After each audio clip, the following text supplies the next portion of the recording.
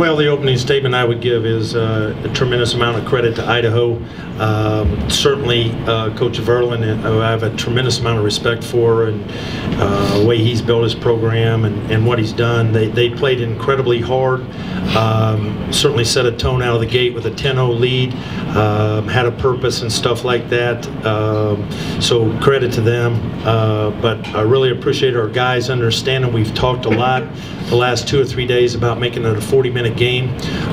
We've come in here, this group here has dropped a couple games in the tournament opening night where we've gotten off to fantastic starts and didn't quite understand it was a 40-minute game. And today they understood it, and they kept playing, didn't see panic in them, and we were able to make the plays to get the win. And 2-1, 75-71, doesn't matter. You just got to advance and survive. Do you feel like once you got the ball moving a little bit better in the half court, that's when things started to kind of change for you a little bit? Yeah, I did. I think there's a couple things there.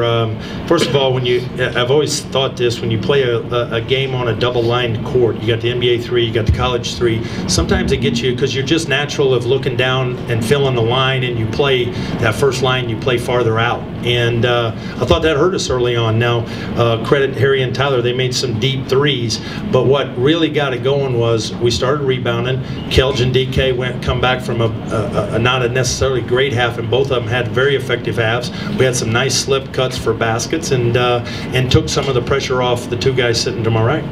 Tyler, on that note, you guys both shoot such deep threes, but we have a different line. Does it affect the spacing at all?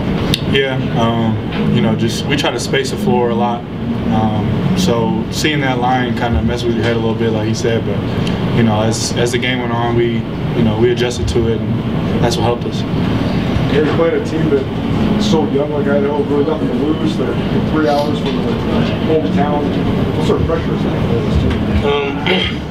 Yeah, what we've been talking about, especially being here for 3 years with these guys now, is that it's kind of a new season, If you won 1 game, 30 games, it doesn't matter. If you lose this game, you're out. So they're just as dangerous as anyone else, and they played some really good games, just come up on the short end. And they're young, and they'll be back. But now we won the game, not the prettiest game we played, but we're moving on. Tyler, what was your mindset stepping up to the foul line the second time after you got the steal at midcourt with the chance to make it a 4-point? There's just no way I was going to miss that one after I missed the first one. So I just was telling myself that the whole time. When you did miss the first one, is that what kind of spurred you to go get that steal? Yeah. I had to make up for it because I was very upset with myself. I just didn't show it. Brian, all season you've talked about the need to make those defensive stops. What did you notice on that steal like that? Well, when we talk about defense, there's 2 or 3 things we talk about. Holding a team to 1 shot is just as important defensively, and we won the Battle of the Boards by 4 in the second half, and we were able to turn that into some points. And the only negative thing that you could sit there and say about that second half on our part was we put them on the line too much and fouled them there, and they were scoring with a dead clock. Outside of that, our defense was really, really good in the second half. Our rebounding was really, really good. Tyler, you had 10 boards. Did you see that? No, I didn't. Wow. Oh, yeah, I did. We'll have to watch the tape. We rebounded extremely well. I thought DK and Kelge, they bit them a little bit at halftime, and they responded, and they give us an inside presence, and we got that pick and roll and dunk for DK off that play, and Kelge got that run out basket, knocked a couple threes down, and all that was off our defense. We were getting in transition and getting going. So there's parts of our defense that were good. Our defense in the first 5 minutes of that game, we were just not active. Our hands weren't active, and Tyson got 4 threes down right away, and kind of got our attention. We needed to pick it up a little bit. Tyler, how does it feel to get that win here, and what would it mean to you in your senior year to kind of stay here a while in this tournament?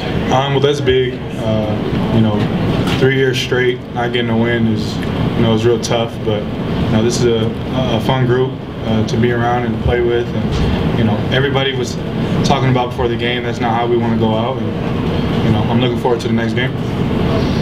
Here you guys had that nice run to get a little separation. You got a couple nice assists. What was going well during that stretch? Yeah, as we keep talking about it, I think we can score with anyone in the league. But it comes down to defense. When we get stops, we get out and run.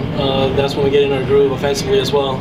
So I feel like when we're at our best on offense is when our defense kind of fuels it.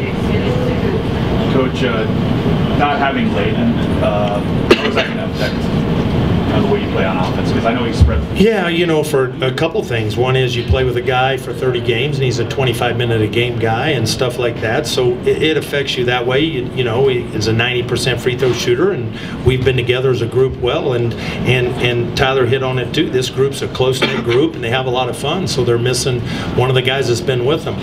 You know, but in reality, we don't have him. And I thought Lassie and Lassie and Russell gave us really good 40 minutes there. The ball moved, and you know they're stepping into a different role, and I thought they handled it very well. And I credit the two guys up here with me because early on they made some shots. While you know we had kind of wide-eyed, bushy-tailed look to us a little bit there, and they kind of kept it close, and then guys started to pick it up, and we found our rhythm. So the veterans, at the end of the day, solved the problems, and then that allowed the rest of us to get going. And you know, Lassie and Russell were really good. Coach, with the tournament being in Reno last year and in Boise this year, what are your thoughts on the change, and do you feel like it's affected the play of your boys?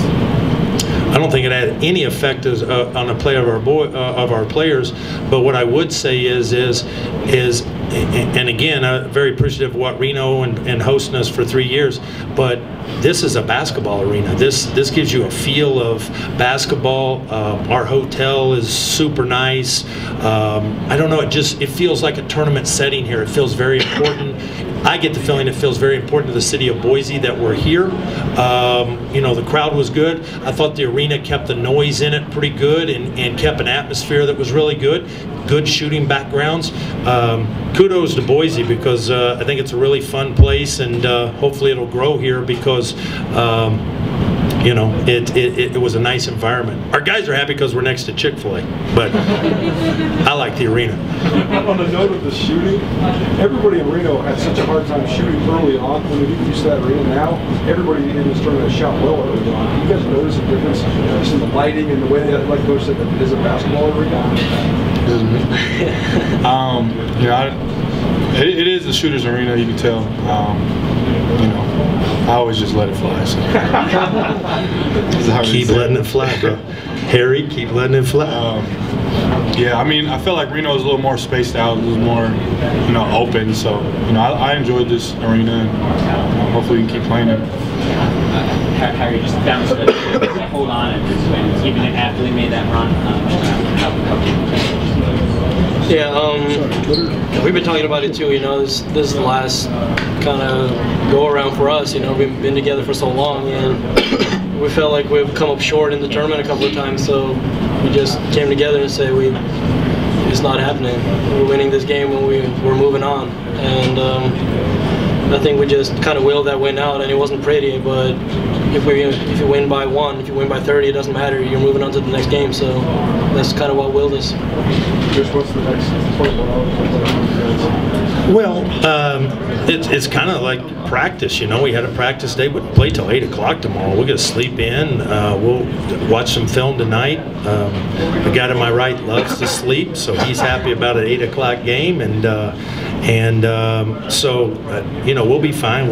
Brett, our trainer's as good as there is in our league by far, and having guys ready, we'll be ready to play. And you know, we've played everybody. Again, that's the advantage of having a 20-game schedule. You've seen everybody twice, and so you've got a feel. So when I talk about the names we're getting ready to play, they've seen them twice, you know, home and away, not just one time. And I think that's huge for our league that we've gone to that. And you know, it's not a lot of film. I'm a big believer at this time of year you handle what you can control, and the 10 guys and, you know, 5, 6 guys on staff is what we can control, and that's what we focus on.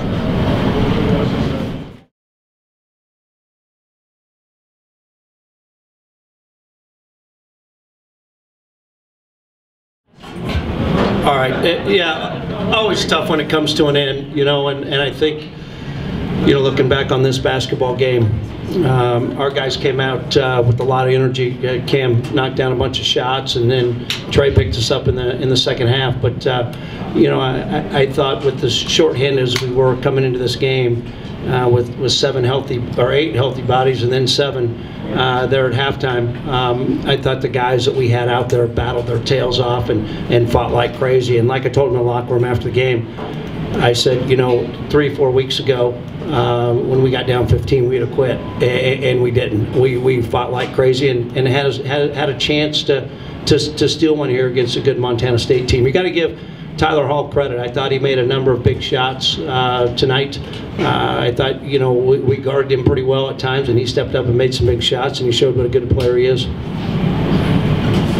Trevon, on that note, like Coach said, a few weeks ago, you wouldn't be able to rally back. How were you guys able to rally back once you fell down so far? I think the biggest thing with that is just the guys being able to grow and learn, going through the process, having to go through the experience of being down. I think tonight, knowing it was, either you win or go home, it was something where the guys were able to kick in, an extra gear and find a way to come back. So. Coach, for all of the shots Tyler made, it was steal at midcourt and his free throws there at the end that really kind of sealed the game for them. How big of a sequence was that? Well, it always gets blown out of proportion once it's into the game. If we don't make some errors defensively and a few more shots fall, and I thought Jared got a good offensive rebound. I thought he got fouled on that possession. I mean, I don't know if it gets to that point, but hey, that's how this game goes. And Trey's been a great ball handler for us, and obviously we wouldn't have been in the game if it wasn't for these 2 guys sitting next to me. So yeah, it was a tough sequence, but give them credit. They made the plays when they had to.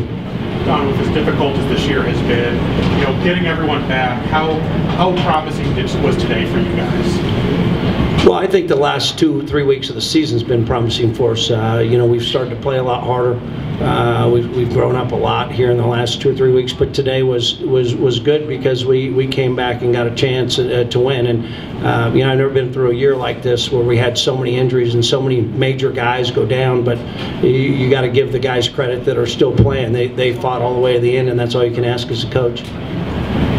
Did it change anything you guys wanted to do today with only having 8 guys? And I know you're kind of used to it this season. And then on top of that, Scott had to play a lot of minutes and seemed to do pretty well for you guys today as well. No, not really. I mean, you got what you got, and we've had that the last 3 games, and so I don't know how you change any different. We tried to zone them there a little bit early to slow the pace of the game down because we felt like as coaches we need to play a 60-65 point game. But then they got rolling against our zone there in the second half, and so we had to make an adjustment. But I don't think. You gotta, with what you got, you figure out your game plan. I thought our guys did a great job executing their game plan. We had found a few things in Montana State's defense that we thought we could exploit. We did that early in the game, and Coach Fish did a good job of making some adjustments. Cameron, you guys got out to a 10-point lead there early. You have to take 4 threes in the first half. Just how good were you feeling out there coming out of the game? I feel like we was all feeling good. It wasn't just me. I mean, we got out to that 10-0 run, made them call a quick timeout, and we kind of jumped on them early. And I mean, that's something that we kind of set our minds to when we started the game. We was like, let's make them call an early timeout, and we did that. And then we had to sustain it. Coach, what was that halftime locker room talk like for you guys? Close game there. Obviously, they came back a little bit, but what was that talk like at halftime? Oh, no different than it's been all year long. I mean, talking about what they're doing and what we can do, and really that was about it. Just really strategy. I don't even know if I raised my voice. Did I, guys? No. I mean, at this point in the season, if you're not playing hard, you're not competing hard, you're not going to win anyway. And what we just talked about making a couple adjustments on what we had to do, and that was really about all that was said at halftime. Can you comment on why Cassius and Dino didn't make the trip? They both are in concussion protocol. Weren't allowed to travel. Trevon and Cameron, just this year, a tough season, but what have you guys taken out this year, and what can you learn for next year? I think a big thing is seeing the potential we have and understanding what we have to do in order to raise our potential or be able to become as good as we can be. I think that's for everyone on our team. That's been something that we've really learned, and so I mean it's got me excited for next year. And like I said, this last game, to see how hard we played all the way through the game is a huge step for us. I think especially for the freshmen, it's definitely different at this level. They watch a lot of film, they know your plays, and so like early in the season I was getting a lot of open looks, a lot of open threes, and then later on in the season they started taking all that away. So all of this was really just a learning experience for me, and I feel like the rest of the young guys, they didn't really have that much experience, and I feel like next year we're going to come back better. Don, forgive me if this has already been asked of you, but do you know, is Nate going to be able to come back next year? No, he's done. His career's over. Yeah. Anything else? Thank you.